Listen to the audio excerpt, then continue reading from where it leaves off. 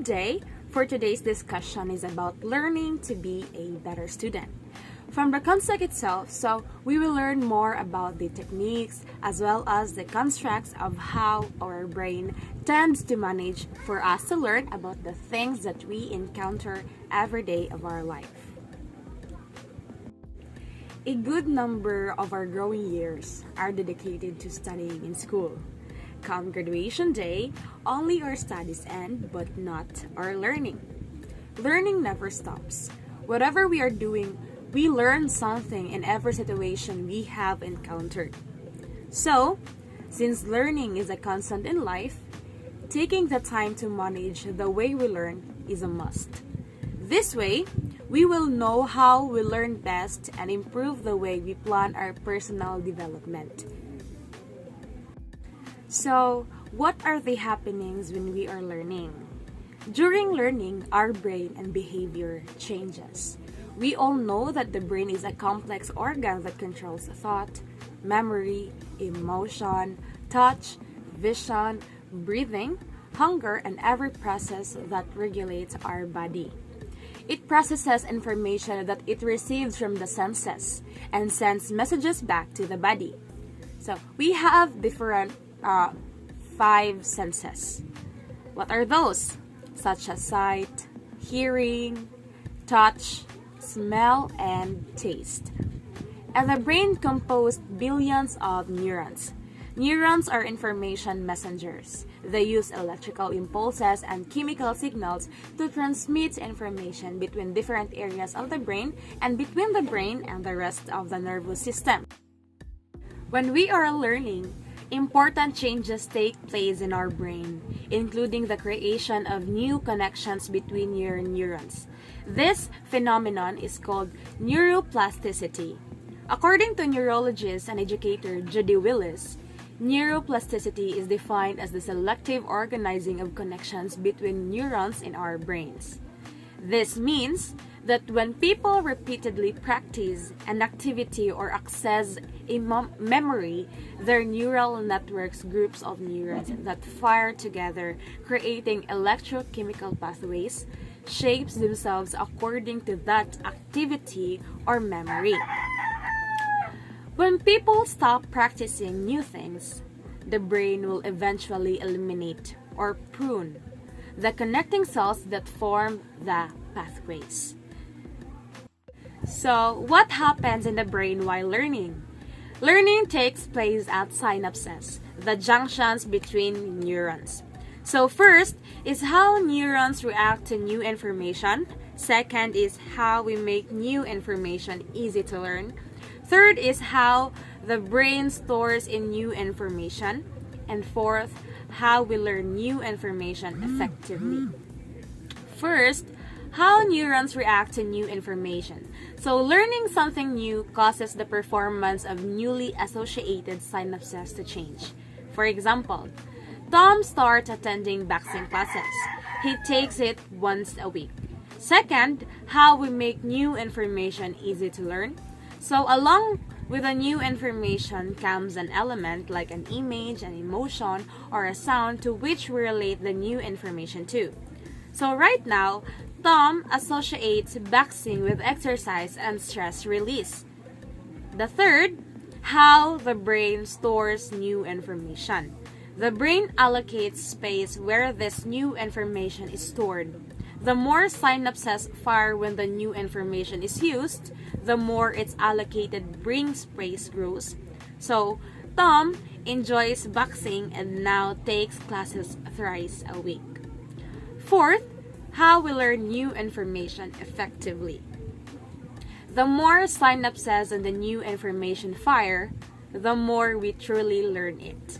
So here, according to Tom's trainer, Tom's regular practice pays off. He gets better and better at the sport. So, those are the happenings in our brain while learning and how learning takes place at synapses. So, let's proceed. We have 2 kinds of strategies. Which learning strategies are more compatible with your brain? First strategy is repeatedly activating your neurons. first and essential tactic is to constantly engage the connections between your neurons since they need to be triggered or activated in order to get stronger and more effective. This means that in order to create the trail between your neurons and learn anything new, like arithmetic tables, you must practice it frequently. You practiced a lot when you were a baby because you couldn't walk and speak in a single day. It's crucial to remember that simply reading or scheming your math problems won't do much to help your neurons connect. You might also find it quite disengaging and boring. To create the connection between your neurons, you need to retrieve the arithmetic tables from your memory.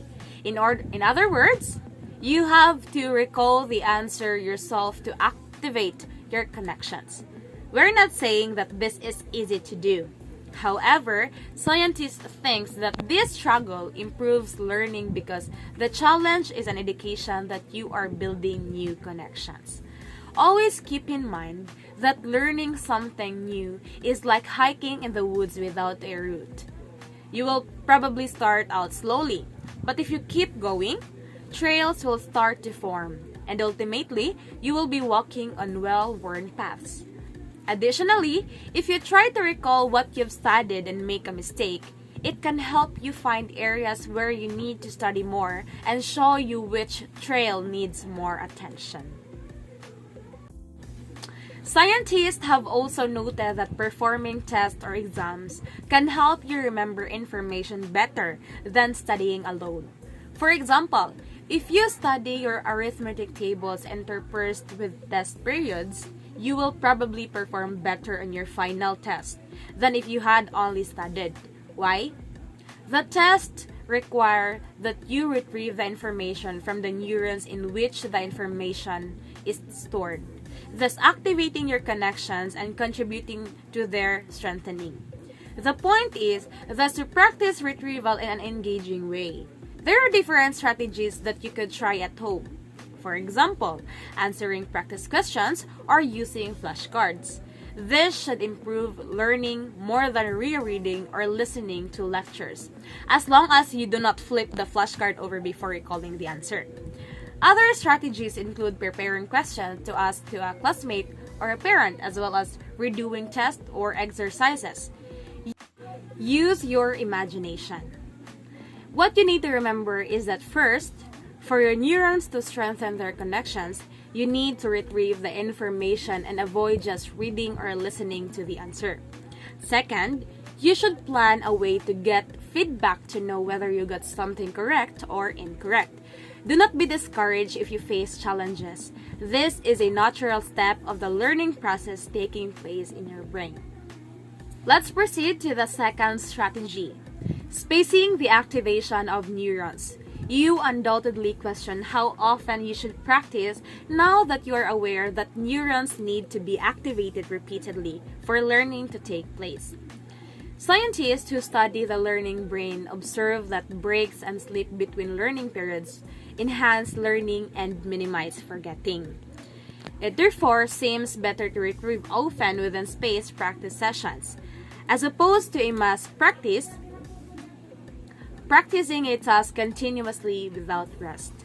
For instance, instead of studying or doing homework for 3 hours, after which you would probably feel exhausted, anyway, you could separate this learning period into 1 hour periods or even into half an hour periods.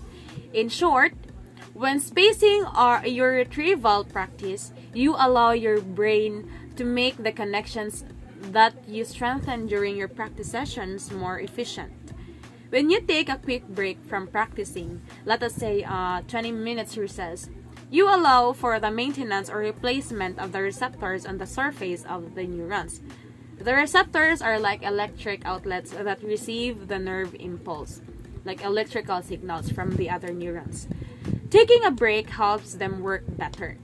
Your neurons can thus transmit their nerve impulses more easily to other neurons. Finally, when you get a night of sleep between practice sessions, you actually benefit from a free retrieval practice session because while you sleep, your brain reactivates the connections between the neurons that you activated during the day. You could also get similar benefits from a nap. Next time you find yourself sleepy in class, you could tell your teacher that you are in fact trying to do retrieval practice. In brief, when spacing out learning, and especially retrieval practice, your brain is more activated than when you must learn in one long session. At this point, you are probably asking yourself how to space out learning in your day-to-day life. The good news is that there are a number of ways to do it, and it can be easily adapted to different skills, such as solving mathematical problems or memorizing definitions. The most obvious change you can make to your study schedule is to break up sessions into smaller sessions. You could also ask your teacher to set daily or weekly reviews, quizzes, and other assignments. Finally, spacing can be done by doing interleaved practice. This consists of a set of problems arranged so that consecutive problems cannot be solved by the same strategy. For example, you can mix your math problems so that geometric questions, algebra, or inequality problems are randomly sequenced. The added benefit of interleaving is that you engage in different activities in between two sessions, making good use of your time. The gap allows your brain to consolidate, which means that it develops the building blocks needed for the connection between your neurons. As a result, previously learned information will be easier to retain when it is repeated. Since learning happens in the brain, keeping your neurons active will help you make the most of your class or study time by fostering the ideal conditions for enhancing and consolidating the connection between your neurons. The two learning strategies suggested in this article may be able to improve your ability to learn. Understand that practicing more frequently and spreading out your practice can help you improve. With a better understanding of how your brain learns and the use of helpful learning techniques, you can now support your brain's learning. I will give you 6 tips on memorizing. First is assign meaningfulness to things. Elaborate on what you are learning and apply the knowledge to something important to you. Like for example, you probably don't remember what you wore last Friday, but you can remember what you wore on acquaintance party. The more logical connections you can make to the new information, the stronger the memory. Second tip is learn general and specific later. If you know a piece of information falls within a broader category, it's easier to access. This method helps with retrieval. Third tip is you must recite out loud in your own words until you don't need to refer to your notes. Fourth, teach someone else. One of the best ways to learning is teaching information to someone else, or you will going to teach your reflection facing the mirror. Fifth, use memory devices like flashcards, chunking, and method of loci. Then last, practice questions. Whether they are already in your textbook or you have to make them up yourself, try to do as many as possible. Rather than just reciting information, questions ask you to apply your knowledge, ensuring you actually understand the information. So, that's all my discussions on this topic. I hope you learned something. Thank you, enjoy, and God bless. Keep learning!